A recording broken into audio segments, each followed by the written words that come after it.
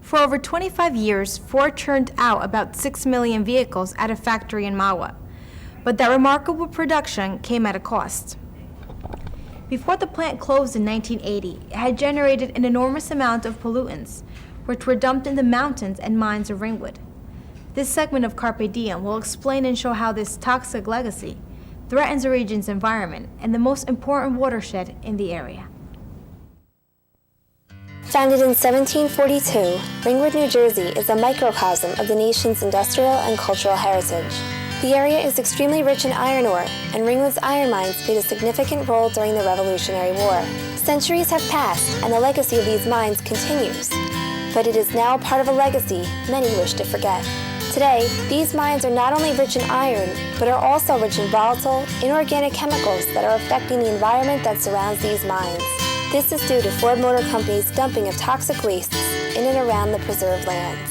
Ford's dumping of toxic waste took place in the late 60s into the early 70s. The Ford Motor Company owned 900 acres in Upper Ringwood. The dumping site was approximately 500 acres, and it was scattered throughout that 500 acres. Clearly they were having to dump it someplace else from 1955 until 1967. And then they say they stopped dumping here in Ringwood in 1971. The plant didn't close until 1980, so obviously they still had to find a place for the stuff to go to. The Ford plant contracted haulers to dump car parts, solvents, and toxic paint sludge. The most environmentally hazardous material was the paint sludge because it had lead and some other heavy metals and a lot of things like benzene, solvents, that any one of these individually has been shown to cause all kinds of health problems. And you have a combination of all this in one place. Ringwood is within a core preservation area included in the Highlands Act. Town officials and residents of Ringwood have expressed their concerns about how this may affect the environment, recreation, and wildlife that surrounds this preserved Highlands region. Of greater concern is water pollution. Since the dumping took place so close to a major watershed, the public drinking supply may also be in danger. The public water supply is one of the issues that's being examined to see whether or not it is in danger or might be in danger.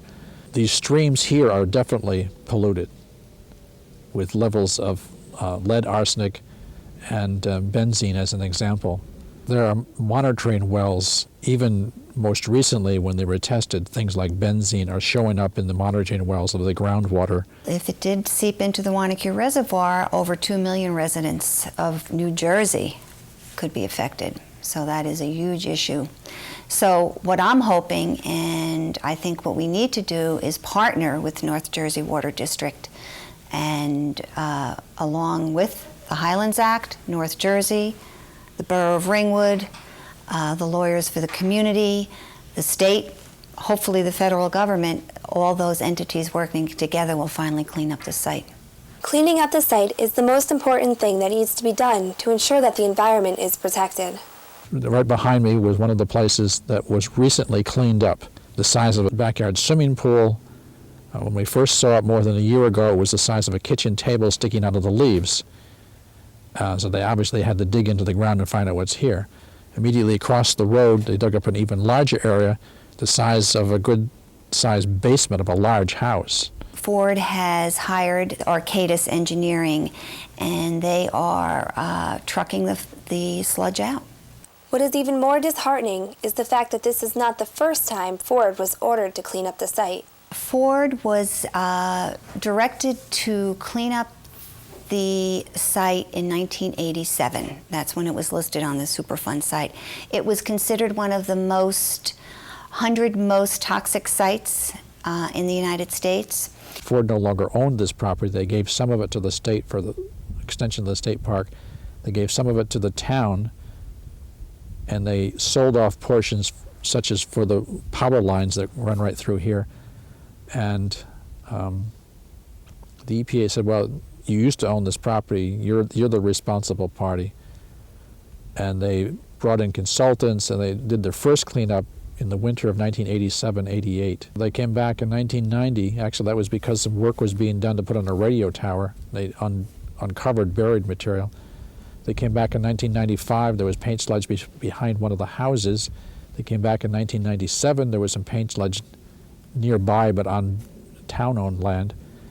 And then they came back again basically in 2004. What amazes me the most is that Ford is coming back to exactly the same sites that they cleaned up from 87 to 1994.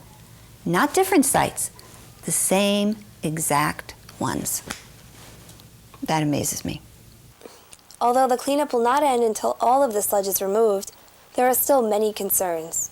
Well, I would certainly hope that this area gets cleaned up. Not only do I drink this water as one of the many customers of the Wanacue Reservoir, I enjoy coming here, and I find it very difficult to believe that anybody thought that this was the proper place to dump some material like this in the first place. And I guess my main concern and my main hope is that the people that live in Upper Ringwood will have an environmentally clean place to live in.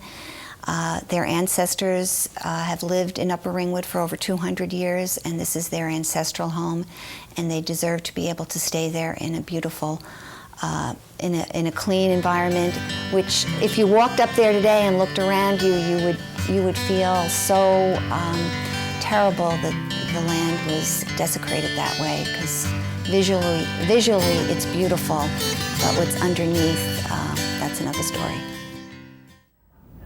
According to Ford's website, the company is working closely with the EPA, seeking information from anyone who may have information of paint sludge or other conditions at the site.